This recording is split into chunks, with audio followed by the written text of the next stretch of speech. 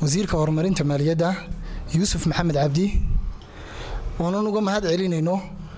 amaanta uu naamaanay anagoo gudanayna waajibaadkii qaran anigoo ah maamulaha degmada Sheekh Ali waxa kale oo mahad celinayaa maamulaha cashuuraha bariga Maxamed Ducaale waxaan ahay maamulaha xaafadda Sheekh Makaahil iyo Axmed Salaan oo isla socda xafiisyadaasi waxay furmaantay xilligii wasiirku joogay wasiirka horumarinta maaliyaddu waa mahadnaq umaan joognaa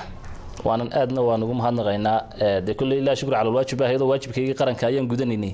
sababta sugan midna waxay ahayd mahad celinayno wasiirka horumarinta maaliyadda Jamhuuriyadda Soomaaliland Yuusuf Maxamed Cabdi iyo maxay ahayd sida fiican oo noogu soo mahad celiyay ee hawshan qabanay runtii hawl kasta oo la qabtaa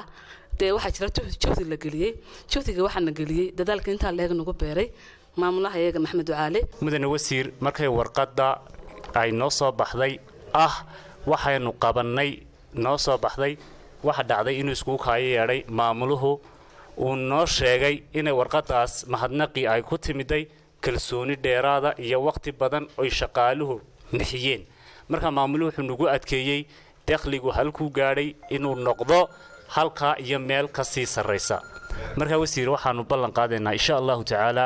arrintaas uu maamulaha iyagu hormuud nagu yahay inuu dakhligu sida uu u sii socon doono dardar baanu sii gelin doonaa awalba waanu dadaalay heerkana waanu gaarsiinay annagoo ishayna maamulka cashuuraha bariga madaxdooda iyo shaqaalahooga annaguna laantaanay cashuuraha mahadnaqa uu noo soo celiyay uu noo soo diray baan annaguna u celinaynaa maamulaha Maxamed Ducaale Xasan uu yimi halkan waxaan ka qaadanay qayb libaax annagoo isku duuban annaga iyo qolada ilaalinta cashuuraha iyo shaqaalaha wasaaradduba aad iyo aad baan uga shaqeynay hawl ballaaran oo qabanay dakhligana kan maanta waxaan isugu nimidnay inaan wasiirka horumarinta maaliyadda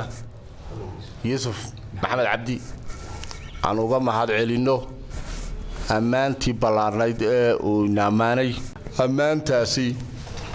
sal oo ahaa ciidanka nabadgelyada wadooyinka gaar ahaan taliyahooga halkan kaloon ugu mahad celinaynaa hawlwadeennada wasaaradda maaliyadda runtii waxaan aad iyo aad baan uga hambaleynayaa maamulka wasaaradda maaliyadda laanta cashuuraha bariga ee degmada Boorama runtii maamulaha aqoon dheeraad aanu leeyahay anigoo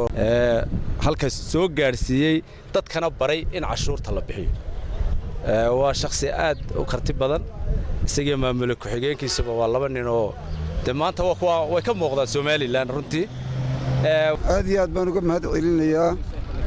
in aan maaragtay dakhliga gobolka ee cashuuraha bariga kor u kaco cashuuraha rasmigiina waa cashuuraha bariga waxaan aad iyo aad uga hambaliyeynayaa maamulaha cusub ee gaar ahaan maaragtay gobolka run ahaantii waxaan hambaliyeynayaa oon hambaliyo ballaaran u dirayaa wasiirka maaliyadda Yuusuf Maxamed Cabdi oo hambaliyada aan u dirayaa ay tahay dadaalka ballaaran ee cashuuraha bariga gobolka Awdal qabtay oo uu noo bayaamiyay oo uu noo sheegay runtii waxaan kaloon hambaliyeynayaa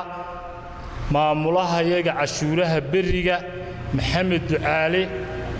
oo fikrado fiican iyo dadaal badan gobolka muujiyay